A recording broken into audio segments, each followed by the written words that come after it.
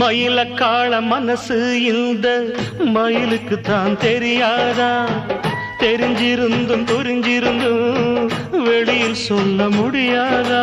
தவிக்குது தவிக்குது மனசு, அட தயங்குது மயங்குது எழசு, நினைச்சது துடிக்குது வயசு, வெக்கம் தடுக்குது அனுபவம் புதுசு.